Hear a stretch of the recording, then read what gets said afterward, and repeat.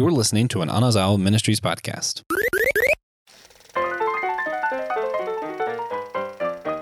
What is up, everyone? Happy summer. And summer is not the same. It cannot be summer without the movies. We are in our drive-in series where we are just teaming up. We have the best duos right now. I am Elizabeth Payne Clyde, and I am here with TJ. We are partners in this drive-in series where we each get to pick a summer blockbuster. The only strings attached is had to be in summer, which I try to fight because I wanted to do Holes, but it's fine. That's spring.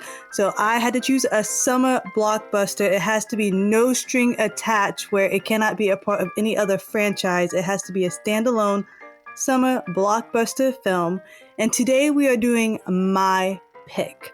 And we'll get into my pick in just a little bit, but we're just giving you the premises of the summer dive-in. Real quick, I just want to know, because I just got back in the country, and I want to know what my friend TJ's been up to. How are you doing, TJ? Man, I've been good. I've been working.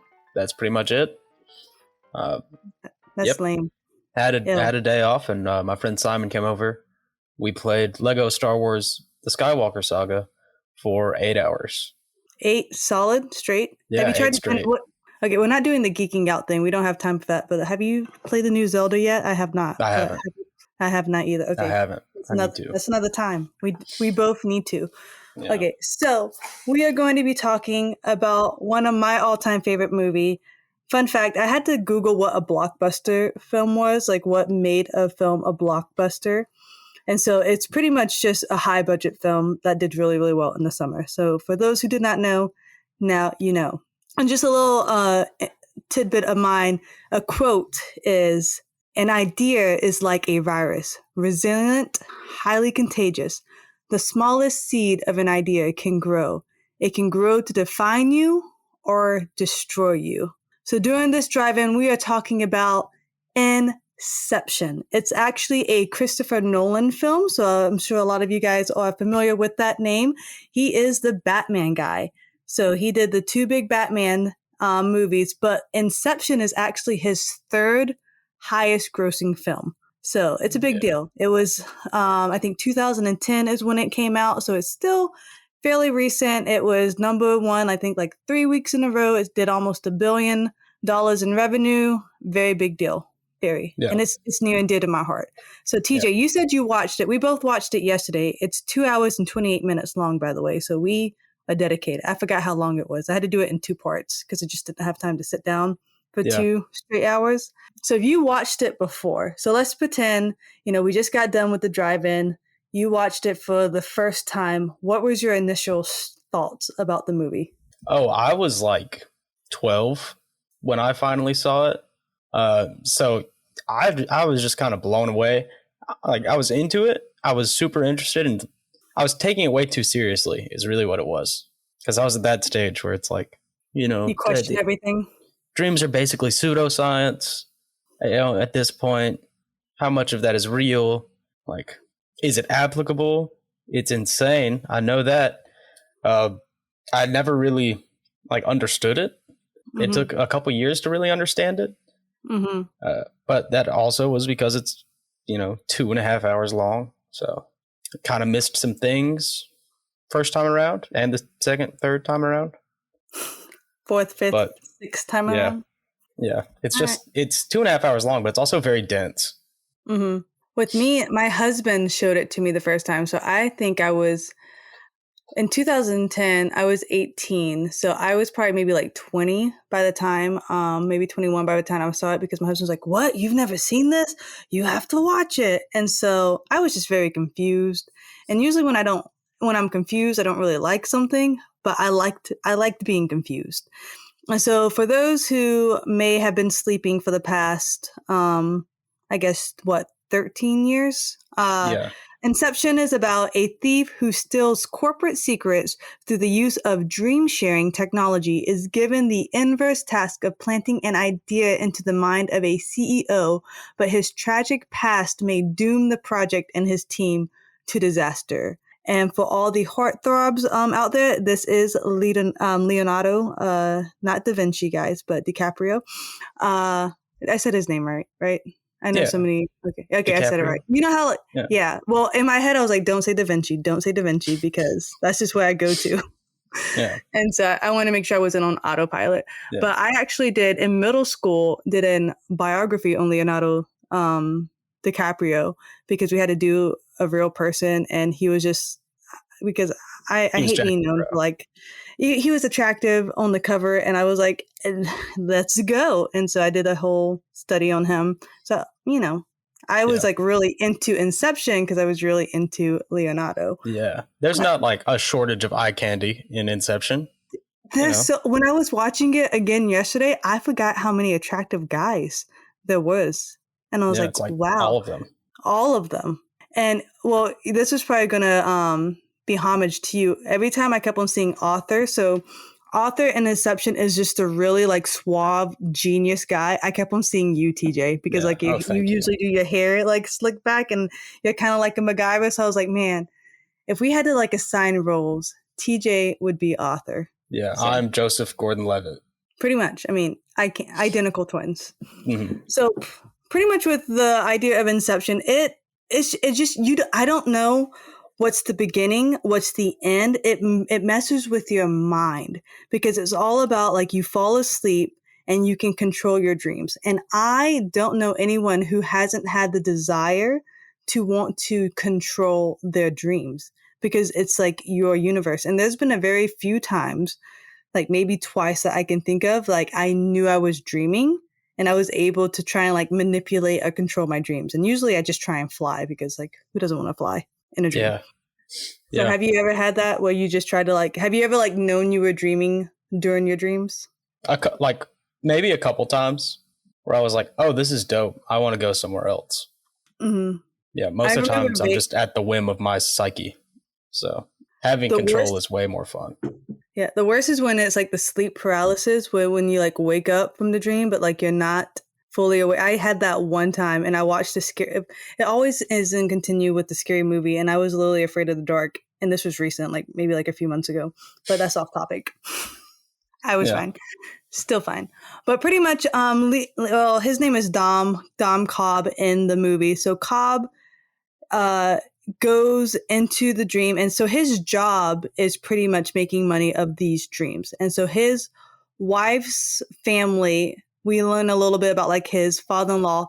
He's kind of like one of the founders or like a big deal. So everyone knows about this, but it's like an underground dream makers or underground like dream seekers where people will literally pay money to go to sleep so they can control their dreams. And one of my favorite scenes in the movie is when one of the guys was like, so all these people come here just to sleep? And they're like, no, they come here to wake up because the dreams has now become their reality. And I'm like, that was so cool. And it was like a Morgan Freeman type guy who said it. And so it was just really epic. And I'm going to go like really, I'm trying not to go too crazy on this movie because there's so much to unpack, but you just don't even know where to start.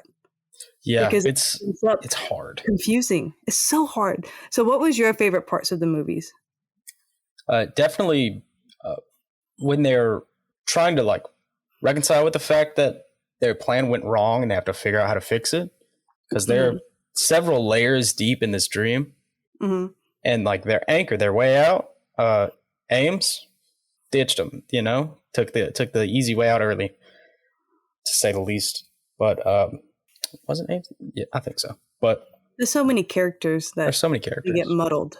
But trying to figure their way out of 3 layers of dreams that are asynchronous, because time moves slower and slower the deeper you go. That was really interesting to me. And then, of course, the dreams like folding in on themselves. Yeah, it's so great. So I did I cheated a little bit because I'm not smart enough to come up with this stuff by myself.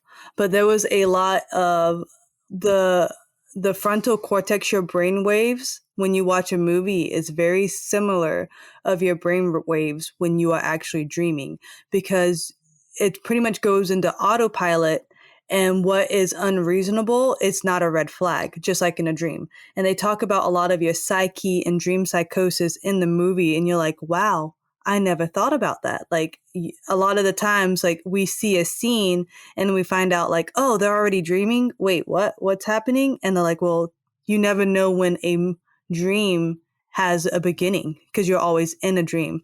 And so one of the theories is they related a homage of Inception being like a movie. Because whenever you start watching a movie, you don't really know the beginning of the movie. You usually go in with the action. And so they talk about Dom being the they gave everyone roles of like the film producer and how it's been like a whole film going throughout. And I was like, oh, that makes sense. But it's just a theory.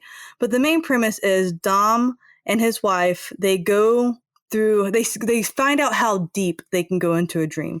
And so they go so deep, they build a whole life together. And like TJ said, time moves differently. And the deeper of dream layers you go, the slower time moves. So him and his wife, this is like spoilers. So if you haven't watched it, here we go. You had 13 years. I'm not sorry. So Right. his wife thought that she pretty much confused reality and dreaming. And so he's like, we have to wake up now. It's been 50 years. And she's like, no, we don't. And so he went even deeper into his wife's subconscious and planted an idea. This is not real. And the only way when you're that deep to wake up from a dream is to kill yourself. And so in the dream. Yeah. Thank you. Yeah. Thank you, TJ. Don't do that now, guys. We do not condone violence of any kind. But because in that dream, in her complete subconscious state, that idea was planted, even after she woke up into reality, it manifested and it was like a disease. And she still thought she was dreaming. And she wanted to go back to her children, her life that she created in her dreamland. So then she just ends up killing herself in real life. But she wanted Dom or Cobb to go with her and he wouldn't do it. So she staged this whole grandiose scene of how she wrote a letter to her lawyer saying like, I fear for my life. And she framed her death on Cobb. So then that's why he has to take on this impossible mission of Inception, planting an idea in the CEO's head because he's been on the run for X amount of years, just trying to find a way back home to America to his kids. So it's just it's a whole thing. Another idea of Inception theory is the Inception was never about the CEO. It was all about Cobb. So his friends created the Inception because Cobb has been ridden with guilt over his wife's death, thinking he was the cause. And it pretty much plays into the whole entire movies where he finally lets it go. So one of the theories is it was all an Inception for Cobb to let go of his guilt on his wife.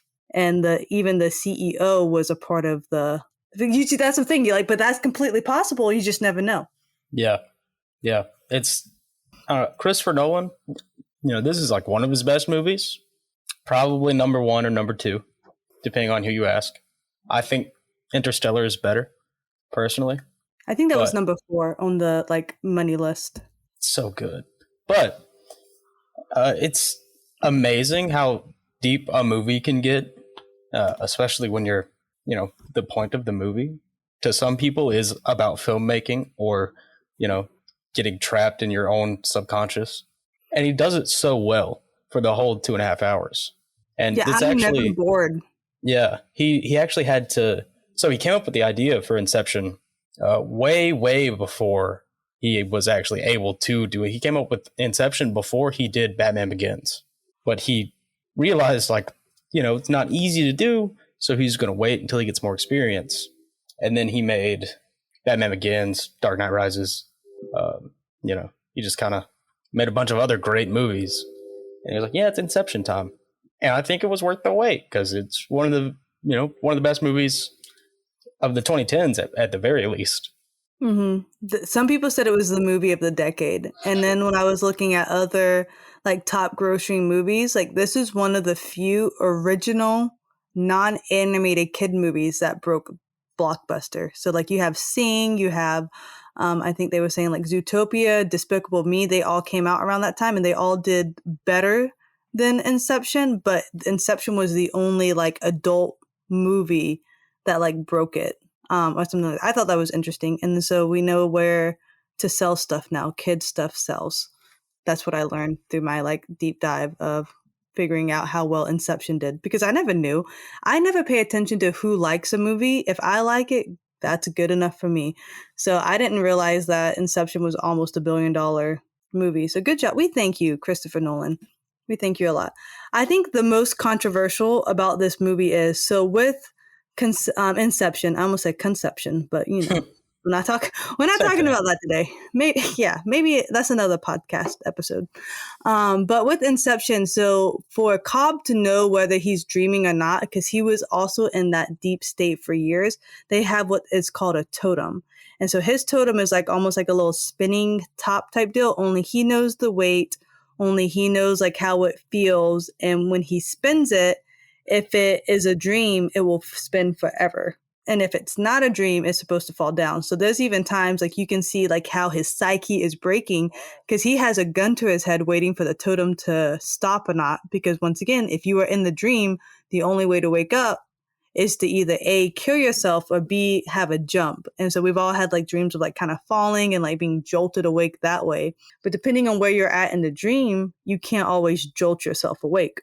And so that's just kind of crazy. And when he finally gets to the end of it, he spins the top, and then we zoom in on the top, and it's spinning, and then it's Finn. And it gets me every single time. Yeah. Very few movies, one of them is The Lion King, where I can see the very same scene, like whenever Mufasa dies, and I get the same emotional reaction every single time. And so I feel like Inception is one of them because it's technically a sci-fi, I think, film. Yeah. But it's very like suspenseful too. Like I still jumped because Maul, the wife that still lives in the psyche, who destroys all the plans and all that stuff. And it's just so, the more I dive into this movie, the more beautiful it is because Maul means bad, you know, in like another language. And French. I'm like, yeah, that was it. Makes sense. She's French. But I was like, that's so clever. And then there's a song where they use to time the jumps. And that song, if you translate it, is all about like trying to like for remembrance or some kind of lyrics. The song is 2 minutes and 28 seconds. So that's why the film is 2 hours and 28 minutes long, to kind of stretch it out, to kind of like do that warp sense of time. Yeah. It's so good. It's so many layers. And once again, guys, if you have not seen this, I don't know which one was the beginning and which one's the end, still to this day. Like, I don't know if the beginning was a prequel or a foreshadow, if that was the ending, and then with the ending, we do it's just like, I don't know. Which one do you think it is? Do you think we're starting at the end or the beginning when the movie starts? I think we start at the end. Confusing. I think we start at the end too. And then like we go through the whole background of how they got to the end. Yeah. And so if you guys are very confused, you have to watch this to know what we're talking about. Yeah. So like the final scene is so good because, you know, it's not just us that doesn't get to see whether or not the totem stops spinning. Cobb walks away. Mm-hmm. Cobb doesn't stay to see if he's in a dream or not. Yeah, he's not holding the gun to his head this time. Yeah. So I don't know. I like it when a movie doesn't let us know something that, you know, the main character doesn't know. Mm-hmm, mm-hmm. We're at the same part level. of it, yeah, I still, but here's the thing. We still do not fully know if he's still dreaming or not. Mm-hmm. But Christopher Nolan won't tell you. I love that. Thank you, Christopher Nolan. He says people ask all the time. He's like, no, I don't know. And it's ambiguous always for a reason. This man created it. Like, I think of like the Harry Potter series. I think of like literally this came from someone's mind, creativity. And I'm like, people are so talented. And so whenever they like literally on script, off script, keep the magic alive, I just really respect that a lot. But another thing is, so he couldn't see his kids, and he never like looked back or called out his kids so he could see their faces before he fled the country because there was no time. So these kids keep on, every time he is in other people's subconscious, and Maul and his kids, and even a train, which you will know if you watch it, it keeps on like breaking into his psyche because he can't keep it in order. But like, did you notice that his kids, when he finally got to see them at the end, they're wearing the same clothes as always, and they didn't age. Mm-hmm. So that's why I'm curious. I'm like, is it still a dream? Because they should have aged. It depends on how deep he was. Yeah, but I'm saying like, yeah, and that's He another was thing. just asleep for a night. Yeah, maybe no time passed and this whole thing, because technically when they did the mission, to us, it only felt like maybe an hour because we watched everything. But since they went layers and layers deep, at one point they're like, well, how much time did that give us? And they said like a couple weeks. And I'm like, so Yeah. they were doing this mission for how long? Like the Yeah. time is completely broken in Yeah, it. And plus so- Arthur's just a genius, which is you. You are Arthur. Yeah. Well, the lower they get, the longer their time gets. But the time in the real world doesn't change. Yeah, so they It's never like a did minute say for how us long. is 10 days for them, or if you go deep enough. But I still want to know, like, how long was he on the run for? We will never know. There's no way to know because he's definitely not making a sequel. No, well, I don't think I feel like this one it should. This is one of the few movies I'm okay not knowing, and I like not knowing. Yeah. And it ended well. It wasn't like Lost. Did you ever watch all of Lost? Yeah, I watched Lost, I'm way angry later, still. but still. Yeah, but you know what I mean? It tried to have one of those ambiguous ending, and it just was not done well. Yeah, it was it ruined it. Yes, but this ending, I'm like, but then they were like, oh, they were all dead. Purgatory. Yeah, no, but that's a different podcast. But another one you probably didn't notice unless you did like a little diving like I did. So we never found out what Cobb's totem was. So I talked about the spinning top. That was actually his wife's totem. So he held on to that as like a symbol of guilt, which is another like, nod to the ending when he let it go and didn't look back. It was almost like a symbol of like he's finally letting his wife go, blah, blah. So they say whenever he is dreaming, he has his wedding band on. And then in reality, his wedding band is off every single time. So that's like, so they have a speculation if that might have been his totem, or like it's just one of those like it's like, well, then we know for a fact this is reality or it's not, and we never know. Yeah, it makes sense too for like his wedding ring to be his totem because in his dreams his wife's still alive. So yeah, he's still married to her and he still loves her. And then I think about that too. So even when you take away all the mind blown of craziness, like it's such a heartfelt relationship because Maul is not bad. She was sick and she just loves her husband so much. She wants him there with her. And this, they call it, is it limbo? I think they call it. Yeah. Yeah. She wants him there with her in limbo. And he loves his wife so much, he doesn't want to let her go. Like, I get that. Who wants to let go of your, like, love of your life? Like, I don't think I would do that. If I had to choose a miserable reality, and granted, he did have his kids to live for, but then they were kind of already taken away, I would think because I'm weak, I would just succumb to the dreams and want to live in the dreamland. What do you think you would do? Like, would you want to do a paradise of like dreams that's not real, or like just live in reality now? So you can go to sleep every night, I can just go back to dreaming, and then it would be kind of be like you get a week vacation between every work day. You go to sleep, you live in the dream for a week, wake up, time to go. It's actually, it reminds me of one of my favorite horror short stories. I think it was by Junji Ito. It's a manga. I'm pretty sure it's by Junji Ito. But I'm trying to remember the name. I hate this. Basically, this woman goes to a mental institution because she's been sleeping for too long, but she's only been sleeping for a night. But in her head and her mind and her body are experiencing this longer and longer and longer. And eventually she falls asleep and her body is asleep and her mind is asleep for like 1,000 years. Interesting. So did she dream 1,000 years? Was she in control? Or did she just feel like she laid there in abyss for 1,000 years? No, it was like she was living in a dream world for 1,000 years at a time and then waking up. But it's really cool. Like her body starts to evolve and everything. It's nuts. It's a really interesting story. Yeah. I feel like, because you mentioned like, you just dream at night and be fine. But then I go back to my favorite scene and people come 5 hours a day to wake up, kind of like they do what you suggest. But the dreams have become their reality.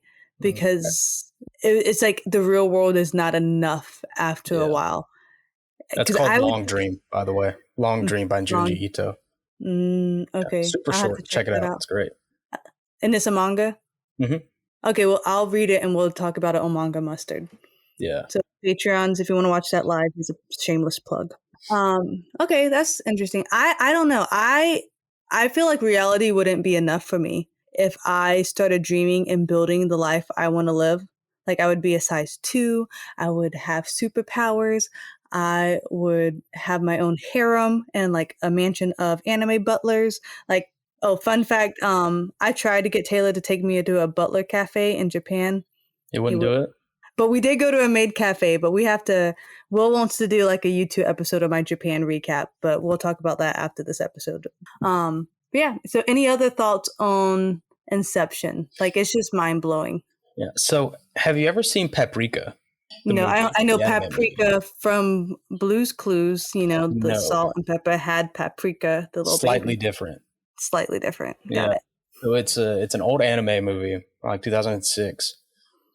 But if you watch Paprika and then you watch Inception, you see like a lot of similarities because Paprika is about, they develop a device that can let you see other people's dreams. And it's not restricted, and somebody steals it, and it was an inside job. It's a whole big thing. It's a good movie. You should check it out. Interesting. I probably will. I have summer vacation, so I have nothing but time, but I filled it, and I'm busy already. But I still have nothing but time, I'm telling myself. Yeah, okay. You should watch Paprika. I will. So I'm trying to think, like, there's so much I could say more about Inception, for the sake of time. I don't want to go down another rabbit trail. I feel like this movie is a masterpiece. Like I would give it a 10 out of 10 like recommendation of me. And I don't even give anime stuff like 10s. Yeah. I would give it a 10 out of 10 if I had to compare Interstellar and Inception. I would say Interstellar is better, which to me means Inception cannot be a 10 out of 10 for me. Makes sense. But like a 9.8 or a 9.9. Right. See, I give my 10s as tiers. So I'm not saying 10 is the best as in like this is the like ultimate one, but like it's God tier is 10. So like there's a few people, but you can only have so many in a tier before they get knocked down. But yeah, I would say it's a 10. I mean, literally like I said, I watched it again and I made sure to really watch it. Like I put my phone down. I was trying to take notes. And I was still mind blown. Like I found new things I never discovered. I missed so many things because whenever they did the deep dive recap, like I feel like some people just go too far, like with their deep dives. But it was still enjoyable to watch. Yeah. But yeah, okay. Real quick before we end, I have to ask you, since we just talked about the drive-in movie, what is your favorite snack for the movies? So I really don't like snacks. Gosh. Like just in general, I don't eat snacks. Like, so you just eat 3 meals a day and you're good to go? I usually eat 1 or 2. You eat 1 meal a day? That's not healthy. It's 1 or 2 big meals. 2 is fine. Still not healthy. Yeah. But if I'm in the mood for a snack, which is rare, it's very rare. I thought I had an answer. I don't. Really? Yeah, so I'm always very thirsty. I drink my calories. I still surprise myself. I don't understand why I like them because it's plastic. I chew on plastic, but I love Twizzlers. They're so good, but you cannot tell me they're not plastic. Yeah, I mean, I like Twizzlers. They're I don't eat them a lot. I'll kill a 2-pound bag. Man, easy. And then you bite each end and you use it as a straw, and it's very bad. But you got to do it because childhood. Yeah, I think like Mike and Ike's. I like Mike and Ike's a lot. Okay. So you don't get popcorn at the movie theaters? Usually not. I just buy a large drink. And gulp it down. Yep. How often do you have to go to the bathroom then? Because you saw Avatar, right? That's a 3-hour movie. Yeah, I went once. Oh, okay. Which scene did you leave? This is way off topic, but now I have to know, like, which scene did you decide to... It was... Because you have to, like, time it well. It was right... I want to say it was right after they got to the village for the... I don't remember what the water Na'vi were called. Mm-hmm. Is that racist? I feel like that's insensitive.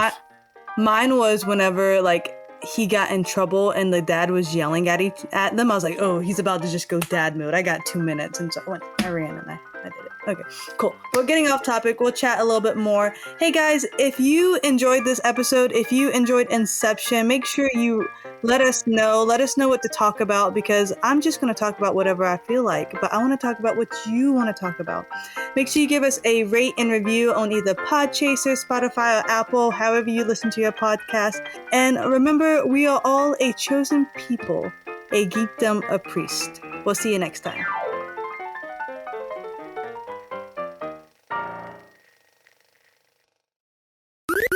This was an Anazao Ministries podcast. If you enjoyed this show and would like to learn more about our network, be sure to check out the Anazao Ministries Podcast Network.